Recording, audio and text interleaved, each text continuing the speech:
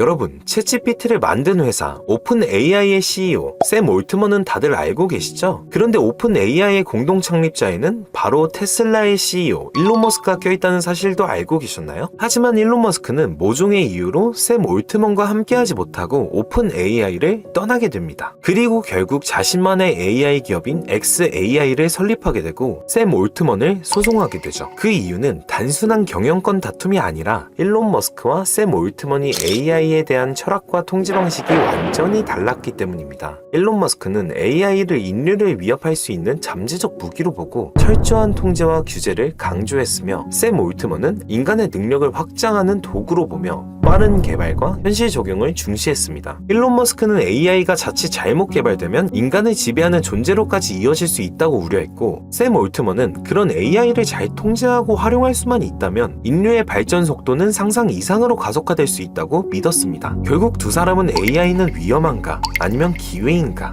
라는 철학의 갈림길에서 서로 다른 길을 선택하게 된 거죠. 일론 머스크의 AI 철학은 2012년에 데미스 허사비스와의 만남을 통해 AI 기술에 대한 확고한 관점과 철학을 갖게 되었다는데요. 데미스 허사비스는 현 구글에서 인공지능을 만드는 회사 구글 딥마인드의 CEO예요. 딥마인드에서는 우리가 잘 알고 있는 이세돌구단과 알파고의 대결, 그 알파고를 만든 회사가 바로 구글 딥마인드이죠. 2012년에 일론 머스크와 데미스 허사비스는 AI를 주제로 대화를 나눴다고 하는데, 데미스 허사비스는 일론 머스크에게 이렇게 말합니다. 저는 지금도 AI를 연구하고 있지만 AI는 머지않아 미래의 인류를 가장 크게 위협하는 잠재성을 가지고 있어요. 언젠가 AI 발달이 인간의 지능은 당연히 뛰어넘을 거고, 이때 어떤 대비책이 없다면 AI가 인류를 장악하는 세상이 올지도 모릅니다. 허사비스는 본인이 연구를 하고 있지만 AI는 인류를 위협할 수 있다 라고 말하며 양날의 검이라고 생각을 갖고 있었고, 허사비스의 말을 들은 일론 머스크는 AI에 대한 관점과 철학에 큰 영향을 받았다고 해요. 머스크 역시 허사비스와 비슷한 시각을 갖게 된 거죠. 머스크는 단순한 지지자가 아니었습니다. 딥마인드가 AI의 양날의 검 같은 잠재력을 가지고 있다는 점을 인지하고 있었고, 그 흐름을 가까이에서 지켜보기로 결정했습니다. 그리고 직접 $500만 투자하기로 했죠. 즉, 그는 허사비스가 AI를 어떻게 다루는지를 감시하고 동시에 존중하는 셈이었어요. 그러던 어느 날 일론 머스크는 구글의 CEO이자 절친한 친구인 레리 페이지와 대화를 나눕니다. AI에 대한 이야기를 주고받던 중 자연스럽게 딥마인드 이야기가 나왔죠. 그 자리에서 머스크는 이렇게 말합니다.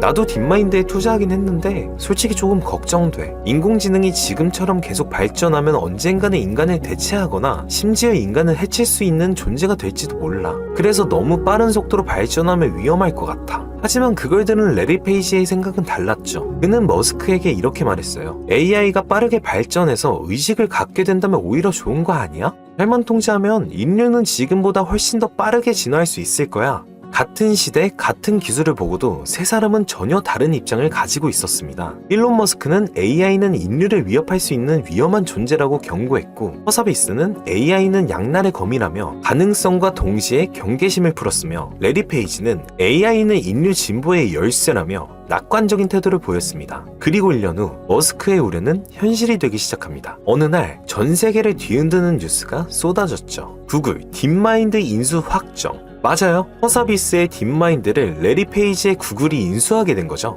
일론 머스크는 충격에 빠졌고, 그 인수를 막기 위해 가능한 한 모든 수를 동원했지만 결국 구글은 딥마인드를 손에 넣었습니다. 머스크 입장에서는 AI의 윤리와 통제를 누구보다 신중하게 고민했던 허사비스가 무제한 성장과 상업화를 추구하는 구글의 손에 들어간 셈이었죠. 딥마인드가 구글에 인수된 직후 일론 머스크는 자신과 같은 문제의식을 가진 사람을 찾기 시작합니다. 이대로 가면 인류는 AI에게 지배당할 수도 있다. 그는 이를 막기 위해선 AI의 개발의 방향 자체를 바꿔야 한다고 생각했죠. 그때 머스크의 눈에 들어온 인물이 있었습니다. 바로 샘 올트먼이었죠. 지금은 전 세계가 사용하는 챗GPT의 개발사 오픈AI의 CEO로 잘 알려진 인물이었습니다. 당시 샘 올트먼은 스타트업 투자자로 이미 실리콘밸리에서 명성이 높았던 인물이었습니다. 젊지만 통찰력 있었고 기술에 대한 이해는 물론 윤리와 철학에 대한 고민도 깊은 인재였죠. 두 사람은 서로의 철학에 빠르게 공감했고 상업적 목적이 아닌 인류 전체의 이익을 위한 AI를 만들자라는 데 의견을 모읍니다. 그렇게 해서 2015년 두 사람은 함께 비영리 인공지능 연구소 오픈AI를 설립하게 됩니다. 많은 분들이 오픈AI를 샘 올트먼의 회사로만 알고 있지만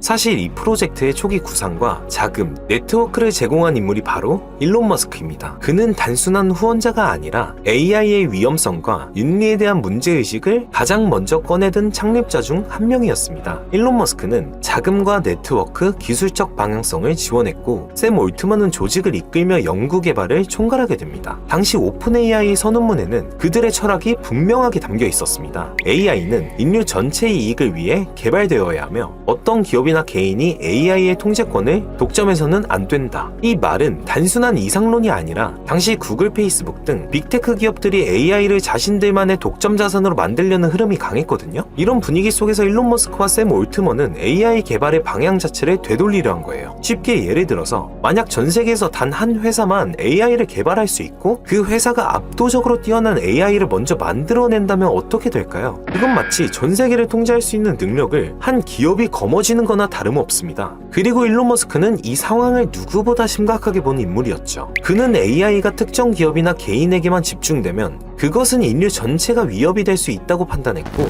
그래서 AI의 개발을 분산시키고 투명하게 공개하고 모두가 접근할 수 있는 방향으로 나아가야 한다고 본 거예요. 즉 일론 머스크가 오픈 AI를 만든 이유는 강력한 AI를 선점한 한 놈이 세상을 지배하는 걸 막자는 위기의식 때문이었습니다. AI를 한 명의 왕이 독점하지 않도록 모두가 감시하고 함께 발전시킬 수 있는 공공의 기술로 만들어야 한다는 거죠. 이것이 바로 오픈 AI가 기존 빅테크의 방향과 전혀 다른 새로운 기준을 세운 결정적인 순간이었습니다. 그런데 2018년 무렵 머스크가 오픈 AI에 내가 직접 주도하겠다, 오픈 AI를 테슬라와 합치자는 제안을 합니다. 당시 테슬라도 자율주행 분야에 집중하고 있었고 오픈 AI가 쌓아온 기술력과 인재가 탐났던 거죠. 하지만 오픈 AI 측은 이 제안을 거절합니다. 왜냐면 오픈 AI는 특정 기업이 AI를 독점하면 안 된다는 선언문 아래에서 움직이고 있었기 때문이죠. 테슬라와 합치면 결국 머스크 중심의 독점 구조가 만들어질 수밖에 없으니까요. 결국 머스크는 내가 리더십을 쥐지 못하면 빠지겠다는 입장을 밝혔고 2018년 이사회에서 전격 사임합니다. 그 뒤로 오픈 AI와는 거리를 두고 자신은 따로 xAI라는 AI 회사를 차려서 움직이게 되죠. 자, 정리를 해보자면 2015년 오픈 AI의 창립, 일론 머스크, 샘 올트먼 등 여러 인물들이 함께 설립하였고 비영리 철학, AI는 인류 전체를 위한 공공재여야 한다는 철학과 일론 머스크는 초기 자금, 네트워크를 지원했고요. 2018년 일론 머스크의 탈퇴, 머스크는 내가 주도하겠다, 테슬라와 합치자라며 제안하였지만 오픈 AI 이사회는 이를 거절하였고 머스크는 불만을 품고 자진 사임을 하게 됩니다. 이 시점까지는 오픈 AI는 아직 완전히 오픈한 조직이었죠. 그리고 2019년 오픈 AI 구조 자체를 바꿔버리다. 자, 이 시점이 바로 오픈 AI가 철학을 꺾고 상업화로 방향을 튼 순간입니다. 오픈 AI는 원래 비영리 단체로 시작했죠. 즉 투자 수익을 가져가지 않고 인류 전체를 위한 공공 AI를 만들겠다는 철학이었습니다. 그런데 2019년 머스크의 사임 후 오픈 AI LP라는 이름의 영리 자회사를 따로 설립합니다.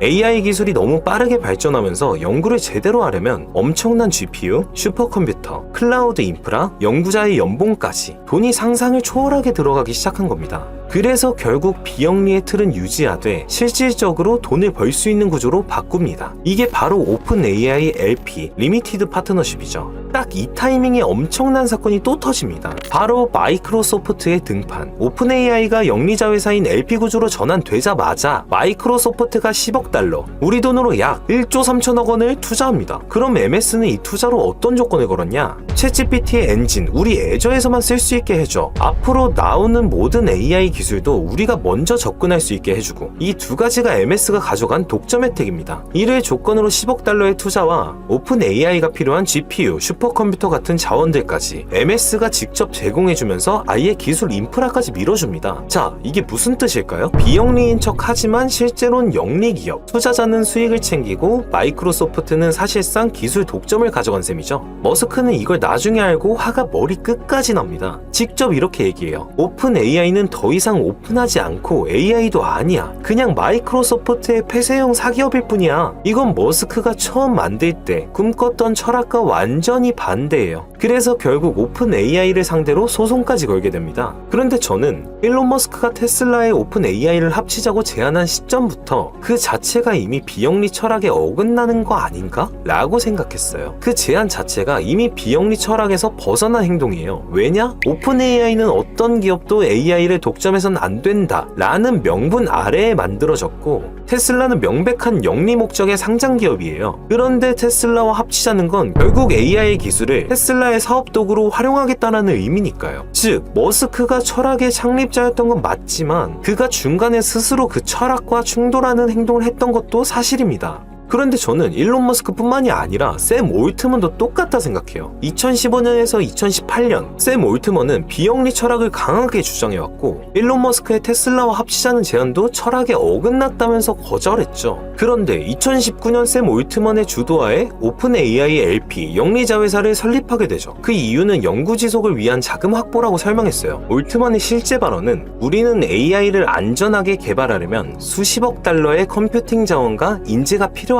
이를 위해 제한적인 이익만 허용하는 영리 구조로 변경한다. 라며 오픈 AI LP 설립 직후 MS가 10억 달러를 투자하고 이후 계속된 협력을 통해 MS가 챗GPT의 기술을 거의 독점적 수준으로 활용했고, 이 구조는 사실상 오픈 AI가 비영리 간판을 단 영리 기업처럼 움직이게 된 결정적 계기가 된 거죠. 그래서 저는 사실적으로만 봤을 때 샘 올트먼은 초기 철학을 꺾은 게 맞다고 생각합니다. 처음엔 기업이 AI를 독점하면 안 된다 라며 머스크의 제안을 거절했지만, 나중엔 우리도 지속하려면 돈이 필요하다 라며 더 큰 기업 마이크로소프트와 손을 잡았죠. 그리고 그 결과 지금의 오픈 AI는 기술은 닫혀있고 MS에 종속돼 있으며 수익은 투자자가 챙기고 일반인은 코어 모델에 접근조차 못합니다. 머스크가 그걸 보고 오픈 AI는 이제 오픈도 AI도 아니다 라고 한 겁니다. 정리해보면 결국 두 사람 모두 AI는 모두를 위한 공공재여야 한다 라는 철학에서 출발했지만 각자 다른 시점에서 다른 방식으로 철학과 충돌했죠. 머스크는 더 빠른 진전을 위해 테슬라 중심으로 흡수하려 했고, 올트먼은 연구 지속을 위해 외부 자본 마이크로소프트와 손을 잡았죠. 머스크도 올트먼도 자기 방식대로 AI의 미래를 통제하려 했고, 그 과정에서 각자의 방식으로 비영리 철학과 타협하거나 꺾었으며, 그래서 지금까지도 이건 위선인가 아니면 불가피한 선택인가 라는 도덕적 논쟁이 아직까지도 끊이지 않고 있는 겁니다. 그런데 여러분, 사람들이 왜 샘 올트먼이 일론 머스크에 비해 상대적으로 비판을 더 받는지 아세요? 샘 올트먼은 사람들이 약속을 어긴 사람으로 봤어요. 초창기엔 AI는 모두의 것이라며 철학을 앞세웠고, 머스크의 상업화 제안을 도덕적인 이유로 거절했던 사람이니까요. 그런데 시간이 지나면서 더 큰 상업구조 마이크로소프트의 제안을 받아들였잖아요. 그래서 대중 입장에선 말은 멋지게 해놓고 결국 자기도 돈 버는 거잖아, 이렇게 위선 이미지가 씌인 거죠. 그런데 일론 머스크는 도덕성보다는 가능성과 기술력으로 밀어붙이는 이미지였고, 그래서 일론 머스크의 행동은 쟤는 원래 저래 라는 프레임으로 받아들여지기 쉬웠습니다. 즉 그럴 줄 알았어와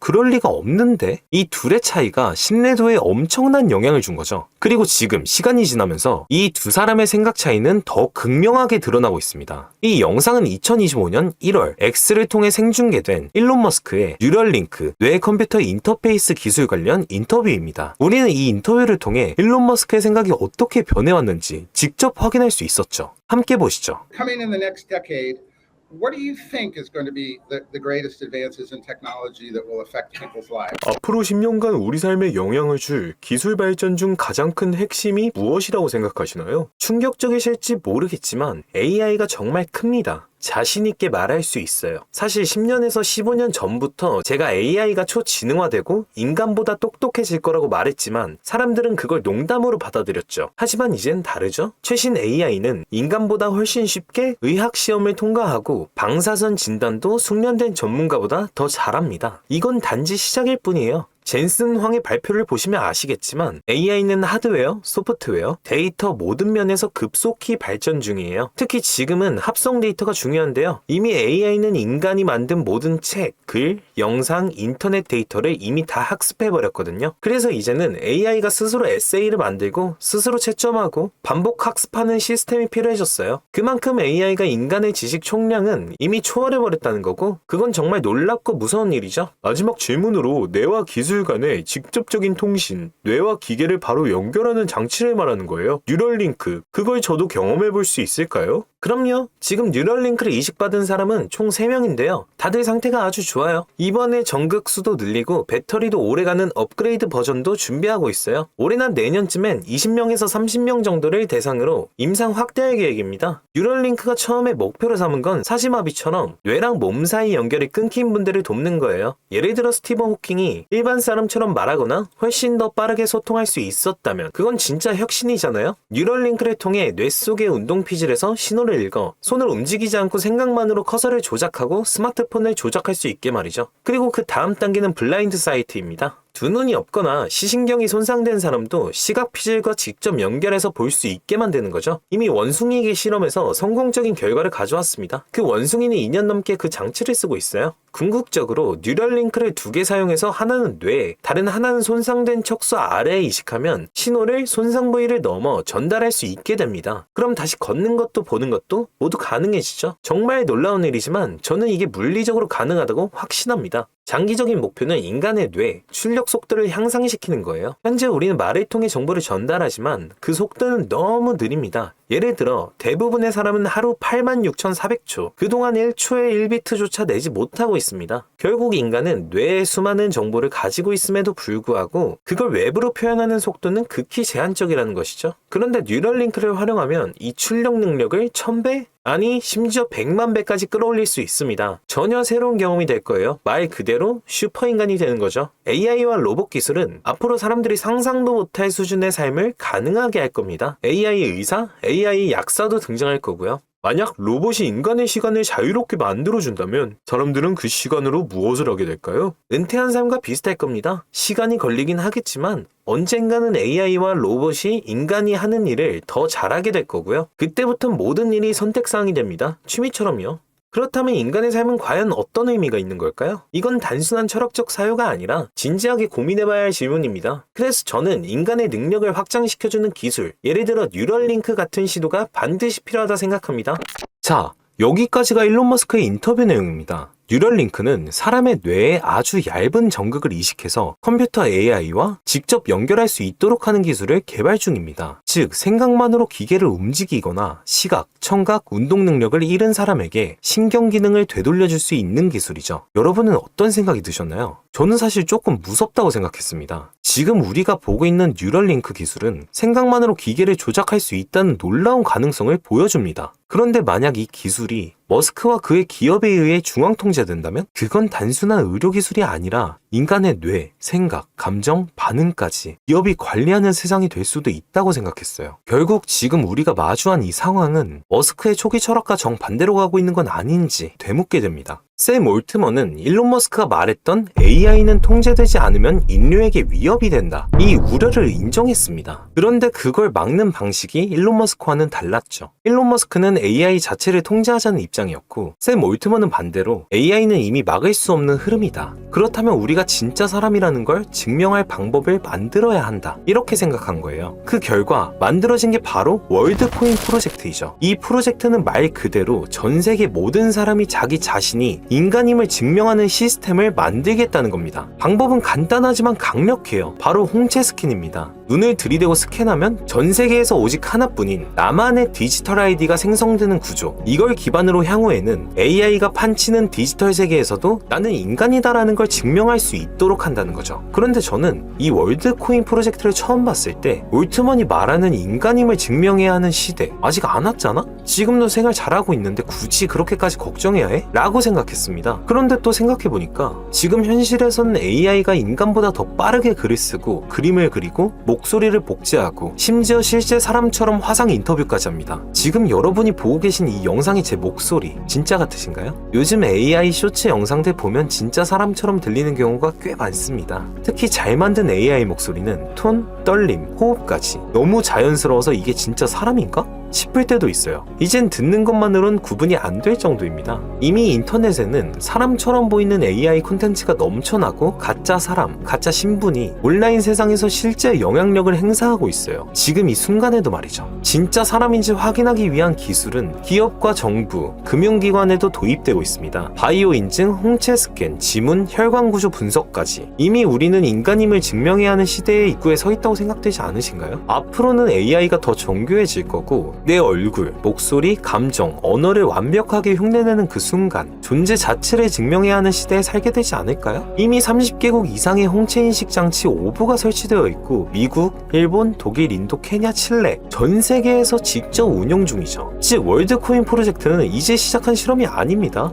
이미 시작됐고 지금도 계속 확장 중인 프로젝트라는 거예요. 게다가 올트먼은 이걸 더 나아가 기본소득까지 연결시키려 해요. 월드 아이디를 발급받은 이용자는 가상자산 월드코인도 기본소득 개념으로 받을 수 있다. 그래서 이게 무슨 말이냐? 월드 아이디가 뭐냐? 월드 아이디는 그냥 로그인용 계정이 아니라 AI가 아무리 진짜 사람처럼 행동해도 홍채는 위조할 수 없으니까, 그래서 월드코인은 홍채 인식 장치 5부를 통해 이 사람이 실제 존재하는 인간이다 라는 걸 증명한 뒤 단 한 번만 발급되는 디지털 신분증, 그게 바로 월드 아이디입니다. 이렇게 진짜 인간이라는 걸 증명한 사람에게는 월드앱을 통해 일정량의 월드코인이 주기적으로 지급됩니다. 이건 단순한 에어드랍이 아니죠. 한마디로 AI가 아무리 뛰어나도 절대 흉내낼 수 없는 방식으로 진짜 사람만 돈을 받을 수 있는 구조로 만든 거예요. 샘 올트먼은 인간이면 누구나 최소한의 보상을 받아야 한다는 철학을 코인을 통해서 실현시키고 있는 거죠. 즉 AI가 인간을 닮아가는 시대에 우리는 진짜 인간이라는 걸 증명할 무언가가 필요하다. 그리고 그 증명의 기준은 돈도 학력도 국적도 아닌 존재 그 자체여야 한다는 겁니다. 그래서 만든 게 월드 아이디고 그 시스템을 바탕으로 전 세계 누구나 인간이라는 이유만으로 보상을 받을 수 있도록 설계된 게 바로 월드코인이죠. 이제 AI는 인간을 흉내내는 단계를 넘어 우리의 정체성까지 위협하는 시대에 접어들고 있습니다. 샘 올트먼과 일론 머스크 두 사람의 선택은 전혀 달랐지만 그 뿌리에는 공통된 질문이 있었죠. AI가 인류에게 이로운 존재가 되려면 우리는 어떤 기준을 세워야 하는가?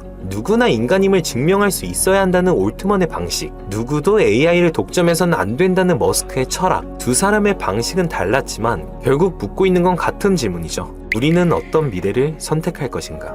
긴 영상 시청해주셔서 너무 감사드리고 지금 월드코인에서 코인 1000개 에어드랍 이벤트를 하고 있습니다. 150만원 상당인데 귀찮아도 받아야죠. 저도 당연히 참여했고요. 한 사람당 생애 한 번만 받으실 수 있고 누구나 무료로 받아가실 수 있으니까 이벤트 꼭 참여하시고, 월드코인에서 홍보 목적으로 이벤트를 하고 있는 거니까 꼭 받아가시고요. 찾아보기 귀찮으시거나 어려우신 분들은 저희 차트일보 채널 상단에 있는 링크를 클릭하셔서 카톡으로 이렇게 간단한 양식 작성해주시고 숫자 1번 남겨주시면 월드코인 1000개 에어드랍 이벤트 자세하게 설명 도와드릴게요. 긴 영상 끝까지 시청해주셔서 다시 한번 감사합니다.